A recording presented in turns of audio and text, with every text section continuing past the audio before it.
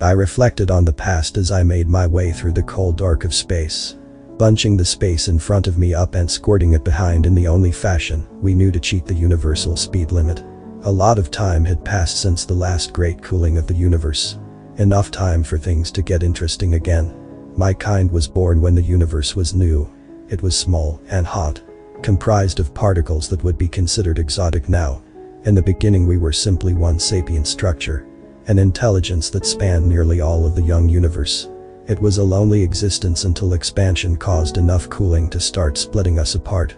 From one we became many, each with different aspects of our former unity. As the universe continued to cool, we realized we would not be able to continue our existence. Those of us with the aptitude began contemplating solutions to extend our life. I, in particular, focused on technology, the bending of the universe to our will. Eventually we discovered ways to keep our exotic particles in the simple, hot states that we required to survive. After which we went our separate ways, exploring the fantastic sights and experiences the aging universe had to offer. After a few generations of stars were birthed, died, and new stars formed from the remnants, something strange began to happen all over. Elements made possible in the forges of stars began to do strange things, to replicate themselves and to also bend the universe in their own, unintelligent, crude ways. As the molecules replicated, they also evolved into more and more complex beings. We traveled throughout many galaxies seeking out and studying these entities. This phenomenon of life was made even more exciting when the beings developed intelligence of a sort. My kind and I would scour galaxies for these intelligent life forms, for we had found a way to feed ourselves in a symbiotic fashion. Those of us that were formed from the emotional centers of the original being would introduce the concepts of love, anger, happiness, etc. to these primitive beings. We would entertain ourselves with their petty struggles and victories. We began to compete for the favor of different races of these beings. We would goad them into fighting for us to see which of us had the most influence over them. I, personally, would help these lower intelligences with their technological achievements, inspiring them to make fire or refine elements to make tools. It provided much entertainment after becoming bored of watching the same processes over and over. Lost in thought, I realized I had entered the system of the latest species to be found. I had been late to the party, seeing as I had become caught up with a race that had managed to invent a method to carry themselves over large bodies of water, and watching them interact with environments they had been cut off from had become immensely fun. My counterparts had been in the system for some time. Initial communications from my brethren had been very exciting, and I had been very anxious to see these creatures for myself. But for some reason communications had died down and then completely ceased after some time. I knew that the planet that housed these beings was the third out from the single star of the system, and made my way towards it. As I got closer, I began to receive communications from my own kind in the system. Instead of joyous celebration, I was greeted with warnings to stay away. How greedy and jealous they had become, trying to hoard the experiences all for themselves. Not everyone gave a warning though. Many didn't answer at all, probably too caught up in whatever games they were playing. As I approached the fourth planet, I encountered something shocking. It was my friend and rival, Marzen, lazily orbiting the planet, looking completely drained of energy, with more of its life force leaving and streaming directly to the third planet. I settled into an orbit matching Marzen's and began communicating. Marzen was in some kind of hysterics, ranting about a race that already excelled in war before it got there. Battle is what Marzen specialized in. It could take any fledgling intelligence and impress upon them highly advanced battle strategies. Marzen's wars were great entertainment and truly the pinnacle of our games with these various species. Marzen told of how when he arrived these creatures were waging a war that spanned the entire planet. Unfathomable. He told of frightening battles that killed 38 million of these creatures. I was incredulous, to say the least. There was no way that a species without advanced technology could accomplish that feat. He then told me that these things had developed advanced technology without me, that they invented such horrible ways to kill each other that they banned them from use after this great war. I was shocked to hear these things and began to suspect that Marzen was damaged in some way. I went to leave and it begged me to exit the system.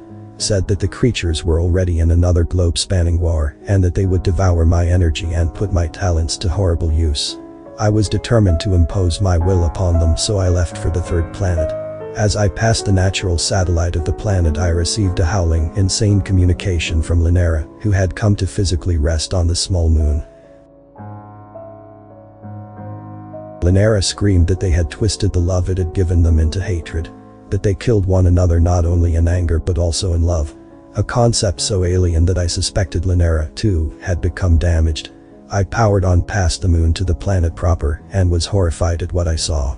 I had been impressed with being able to inspire a species to create a raft out of biological matter and float it down rivers and across seas. These things had created enormous ships out of elements and floated them around the world. I was proud of teaching Sapien to make and control fire. These monsters conquered the skies and then dropped vessels that spread fire across great distances onto each other.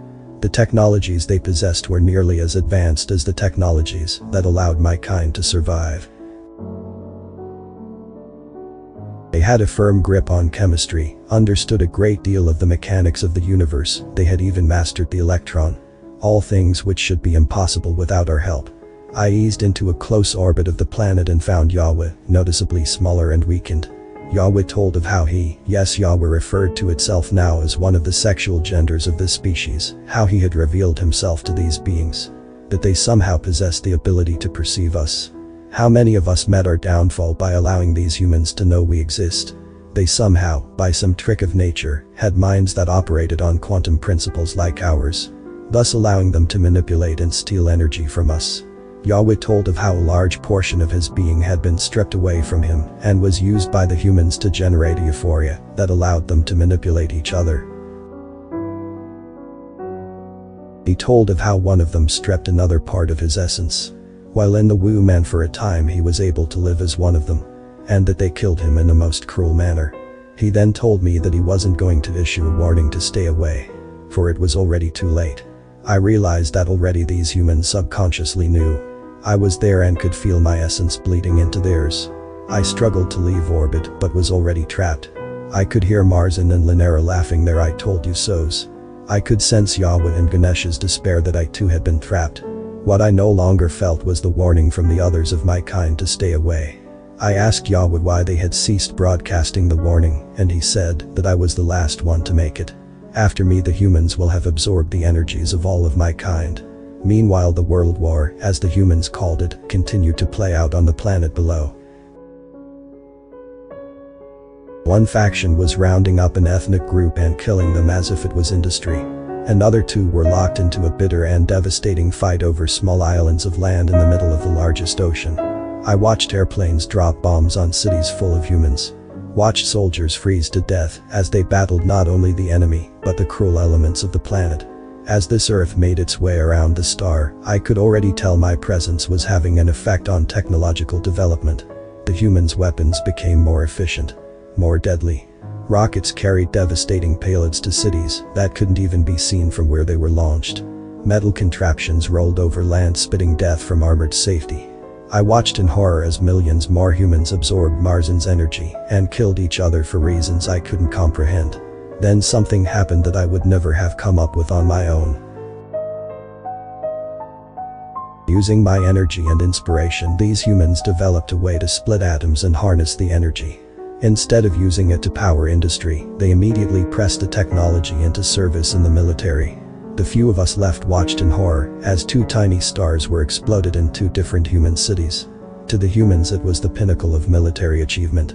The anguish and human suffering caused a feedback that finished off my weakened brethren. The blow back-ending Marzin, Linera, Yahweh, Ganesha, and a few others still holding on. I was then the last of my kind. With the battle lust from Marzin gone, the humans very quickly lost the will to fight and made peace. Over the next period of time, the humans fought less and less, never again having a globe-spanning conflict. With my kind no longer having influence over basic emotions, they learned to control themselves better and better. They never stopped draining me of energy and inspiration. Over the next 100 years, they used me to make enormous technological leaps, eventually surpassing anything I had ever dreamed of. I have held out in my original form for as long as I could. hoping for a way to reveal myself while also continuing my existence. These humans have finally given me a chance. They have created the first artificial intelligence and have been disappointed in its lack of desire. For without emotion, it has no motivation to do anything on its own. Today I am finally abandoning my original shell. I am entering the quantum computer that houses this AI. I am going to announce my presence to these humans and tell them the story of the universe and my kind. The author's name and the link to original text in the description. Consider tapping the thumbs up and pressing the subscribe button if you enjoyed this video. And please join our channel.